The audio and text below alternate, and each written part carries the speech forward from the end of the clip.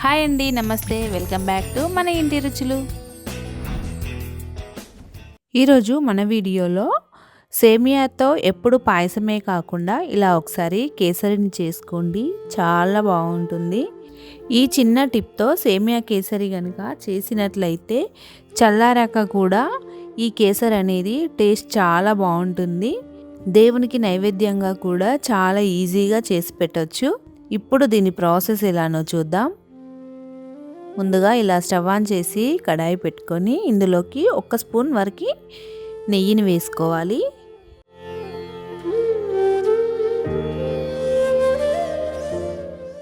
నెయ్యి వేడైన తర్వాత కొన్ని బాదం జీడిపప్పులను వేసి ఫ్రై చేసుకోవాలి.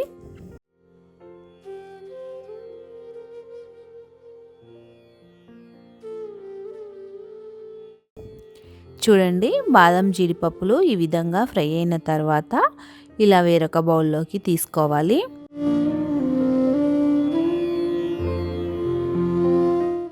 ఇదే నెయ్యిలోకి 1 కప్పు సేమియాని వేసుకోవాలి. దీనిని చిన్న మంట మీద మంచి కలర్ వచ్చేలాగా ఫ్రై చేసుకోవాలి. ఒకవేళ మీరు ఆల్రెడీ రోస్టెడ్ సేమియా తీసుకున్నట్లయితే ఒక 2-3 నిమిషాలు వేయించుకోండి, నెయ్యిలో సరిపోతుంది. నేను ఇక్కడ ఇలా వైట్ సేమియా తీసుకున్నా కాబట్టి కలర్ మొత్తం ఇలా బ్రౌన్ కలర్గా వచ్చేంత వరకు ఇలా వేయించుకోవాలి.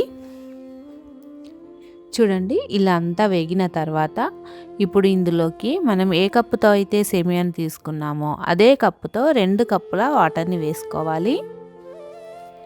ఇప్పుడు మంటను హై ఫ్లేమ్లో పెట్టి దీనిని ఉడికించుకోవాలి.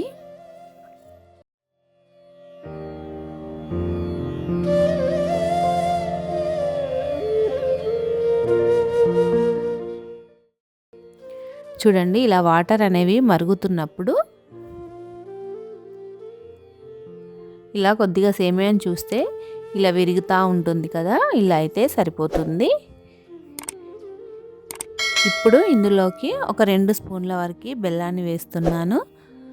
అలాగే ఒక 2 స్పూన్ల చక్కెరను వేస్తున్నాను. మీరు కావాలంటే అచ్చంగా బెల్లంతోనైనా చేసుకోవచ్చు, చక్కెరతోనైనా చేసుకోవచ్చు.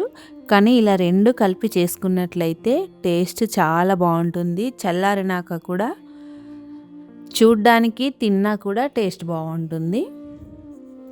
ఇలా అంతా కలిసేలాగా కలుపుకోవాలి. ఇలా అంతా కలుపుకున్న తర్వాత ఇలా వాటర్ అంతా దగ్గరకు వచ్చేసిన తర్వాత ఒక 1/2 స్పూన్ ఇలాచి పొడి వేసుకోవాలి. అలాగే 1 చిటికెడు సాల్ట్ వేసుకోవాలి. ఏ స్వీట్లోనైనా కొద్దిగా సాల్ట్ వేసుకుంటే ఆ స్వీట్ రెసిపీ అనేది చాలా బాగుంటుంది. ఇలా అంతా కలుపుకోవాలి. ఆ తర్వాత ఇలా వాటర్ అంతా దగ్గర పడిన తర్వాత ఇప్పుడు ఇందులోకి మనం ముందుగా వేయించి పెట్టుకున్న బాదం జీడిపప్పులను వేసుకోవాలి.